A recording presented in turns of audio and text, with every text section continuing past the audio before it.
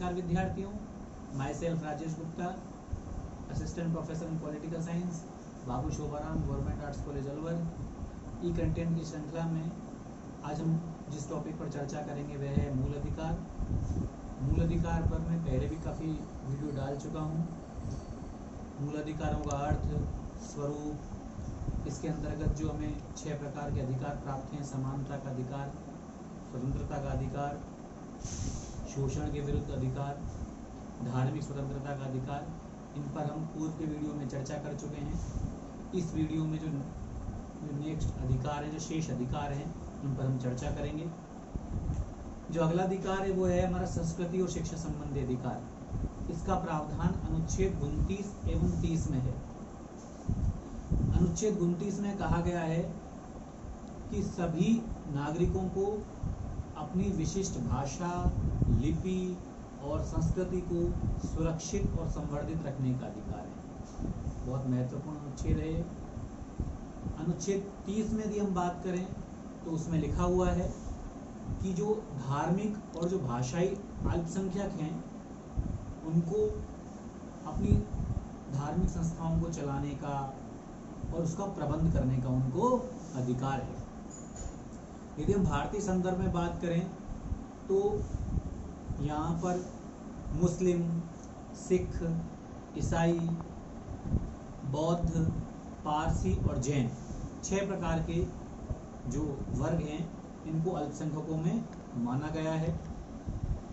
तो अल्पसंख्यकों के हितों की दृष्टि से आर्टिकल 29 और 30 हमारे लिए बहुत ज़्यादा महत्वपूर्ण है। फिर हम बात करते हैं अनुच्छेद 31 की। जब भारत का संविधान का निर्माण हुआ तो अनुच्छेद 31 में संपत्ति का अधिकार रखा हुआ था। उस समय ये अधिकार सभी व्यक्तियों को मूल अधिकार के रूप में प्राप्त था, लेकिन 44वें संविधान संशोधन द्वारा इसे मूल अधिकारों से हटा दिया और इसे संविधान के बाद 3 अर्थात अनुच्छेद 31 से हटाकर संविधान के अनुच्छेद 300 क में डाल दिया गया। इसलिए जो संपत्ति का अधिकार है वो अब वर्तमान में मूल अधिकार नहीं है, वो एक कानूनी अधिकार है, लेकिन वो वर्तमान में मूल अधिकार हमारे लिए नहीं है। फिर हम बात करते हैं अगले अधिकार की, वो है संवैधानिक उपचारों का अधिकार, जिसका प्रावधान अनुच्छेद 32 में है। अति महत्वपूर्ण अधिकार है। हमारे संविधान निर्माता डॉक्टर भीमराव अंबेडकर जी ने इसे संविधान की आत्मा कहा है। इसी से पता लगता है कि मूल अधिकार हमारे लिए कितना अधिक महत्वपूर्ण है। इसमें कहा गया है कि यदि राज्य या उसका कोई भी प्राधिकारी हमारे मूल अधिकारों का हनन करने की कोशिश करे तो हम अनुच्छेद 32 के तहत सर्वोच्च न्यायालय की शरण ले सकते हैं या अनुच्छेद 226 के तहत उच्च न्यायालय की शरण ले सकते हैं। और जब हम न्यायालय के पास जाएंगे तो न्यायालय कुछ प्रकार के लेख जारी करता है जो निम्नानुसार। पहला है बंदी प्रत्यक्षीकरण, अर्थात एक लैटिन, इसको अंग्रेजी में हम बोलते हैं हेबियस कॉर्पस। हेबियस जो कॉर्पस है वो लैटिन भाषा का शब्द है जिसका अर्थ है सशरीर उपस्थित होना। अर्थात इसमें न्यायालय ये कहता है कि यदि किसी व्यक्ति को गिरफ्तार किया गया है तो उस व्यक्ति को न्यायालय के सामने पेश कीजिए और जो गिरफ्तार करने के जो आपने कारण बताए हैं उनको भी हमारे सामने प्रस्तुत कीजिए। यदि उसके पास गिरफ्तार करने के समुचित कारण हैं, जिस अधिकारी ने उसे गिरफ्तार किया है तो उसे गिरफ्तार रखा जा सकता है, लेकिन यदि उसको गिरफ्तार करने के समुचित कारण नहीं है तो न्यायालय उसे रिहा करने के आदेश जारी कर सकता है। तो ये है बंदी प्रत्यक्षीकरण अर्थात हेबियस कॉर्पस। दूसरा है परमादेश, मैंडेमस। मैंडेमस भी एक लैटिन भाषा का शब्द है जिसका अर्थ है हम आदेश देते हैं। यदि कोई लोक प्राधिकारी, कोई सार्वजनिक पद पर विद्यमान कोई अधिकारी यदि अपने कर्तव्यों का पालन यदि सही तरीके से न करे तो इसमें न्यायालय उसको यह आदेश देता है कि आप अपने कर्तव्यों का पालन समुचित रूप से कीजिए। तो ये भी बहुत एक महत्वपूर्ण आदेश है। अगला तीसरा है वह है अधिकार प्रच्छा, क्वो वारंटो। यदि कोई लोक प्राधिकारी या कोई सार्वजनिक या सरकारी पद पर कोई भी बैठा हुआ कोई अधिकारी ने कोई ऐसा आदेश जारी कर दिया है जिसको जारी करने का आदेश उसके पास नहीं है, या कोई ऐसा निर्णय ले लिया है जिसको लेने की जो क्षमता है, लेने की जो शक्ति है वो उसके पास नहीं है, तो न्यायालय उससे पूछ सकता है कि आपने ये किस अधिकार क्षेत्र के अंतर्गत ये आदेश जारी किया है।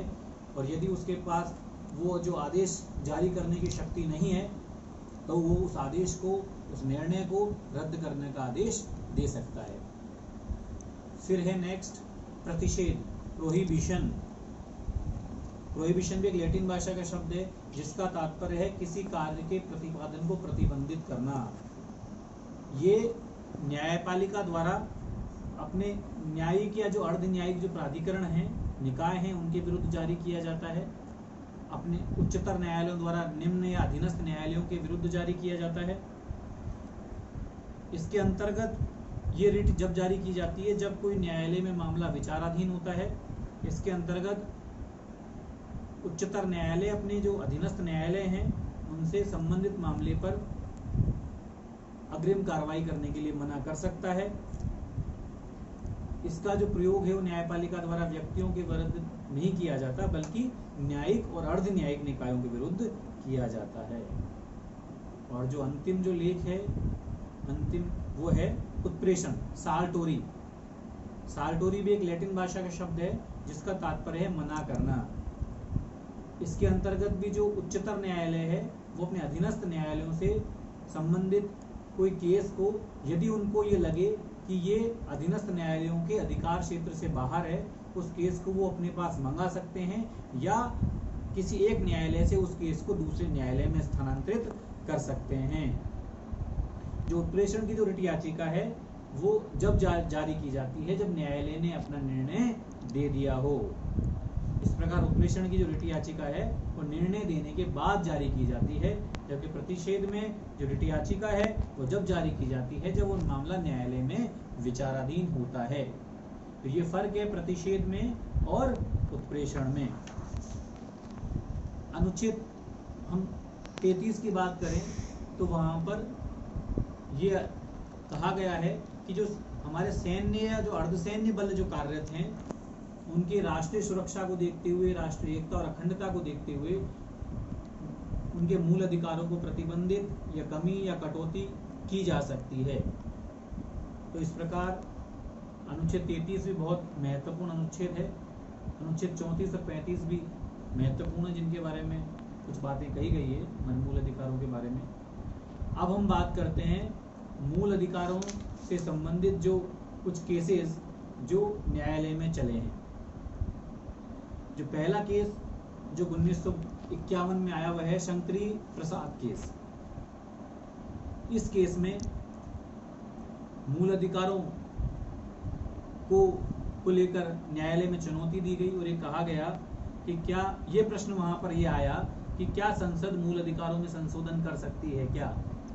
तो इस केस में न्यायालय ने यह फैसला दिया कि हाँ, संसद मूल अधिकारों में संशोधन कर सकती है।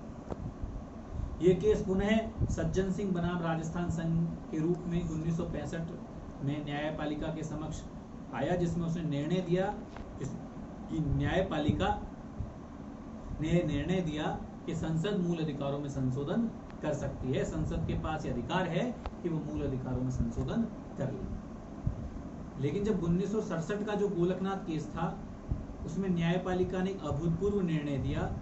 इसमें न्यायपालिका ने कहा कि मूल अधिकार अत्यंत पवित्र हैं और इसलिए न्यायपालिका मूल अधिकारों में संशोधन, माफी चाहूंगा, इसमें न्यायपालिका ने यह कहा कि संसद मूल अधिकारों में संशोधन नहीं कर सकती। और इस निर्णय के बाद फिर भारतीय संसद के द्वारा 1971 में 24वां संविधान संशोधन किया गया, जिसके अंतर्गत ये कहा गया कि संसद मूल अधिकारों में संशोधन कर सकती है। इस केस को पुनः केशवानंद भारती केस में न्यायपालिका के समक्ष चुनौती दी गई और ये बहुत एक महत्वपूर्ण केस था और इस केस को मूल अधिकारवाद भी कहा जाता है। इस केशवानंद भारती बनाम केरल जो राज्य केस था, जो 1973 में फैसला आया, इसमें न्यायपालिका ने गोलकनाथ के केस को पलट दिया। इसमें न्यायपालिका ने कहा कि संसद मूल अधिकारों में संशोधन कर सकती है, लेकिन उन्होंने एक बात इसमें जोड़ दिया कि संसद मूल अधिकारों में संशोधन तो कर सकती है, लेकिन उसके मूल ढांचे को नहीं बिगाड़ सकती है। तो यहाँ पर मूल ढांचे का जो प्रश्न है वो भी आया। इसमें न्यायपालिका ने ये भी बताया कि मूल ढांचे में मुख्यतः कौन कौन से बिंदु आते हैं। उन्होंने बताया कि जो संविधान की सर्वोच्चता, संविधान का लोकतांत्रिक और गणतंत्रीय स्वरूप, धर्मनिरपेक्षता, शक्तियों का पृथक्करण, संविधान का संघीय स्वरूप इत्यादि, ये कुछ ऐसे हमारे आधारभूत तत्व हैं जिनमें संसद संशोधन नहीं कर सकती। तो केशवानंद भारती एक महत्वपूर्ण वाद है जिसमें संसद को मूल अधिकारों में संशोधन करने की शक्ति दे दी गई, लेकिन ये भी कह दिया गया कि वो संविधान के जो आधारभूत ढांचे को है वो उसे नहीं बिगाड़ सकती। और इसी निर्णय की पुष्टि मिनर्वा मिल्स जो केस है 1980, उसमें सर्वोच्च न्यायालय ने पुनः की। इस प्रकार वर्तमान में संसद मूल अधिकारों में संशोधन तो कर सकती है, लेकिन उसके आधारभूत ढांचे को नहीं बिगाड़ सकती। तो इस प्रकार अब वर्तमान में हमारा मूल अधिकार जो विषय है, जो टॉपिक है, वो अब समाप्त हो गया है। मूल अधिकार विषय पर मैंने कई वीडियो आपको YouTube पर भेजे हैं, आप उन्हें देखें, पढ़ें, समझें। बहुत बहुत धन्यवाद। Thank you.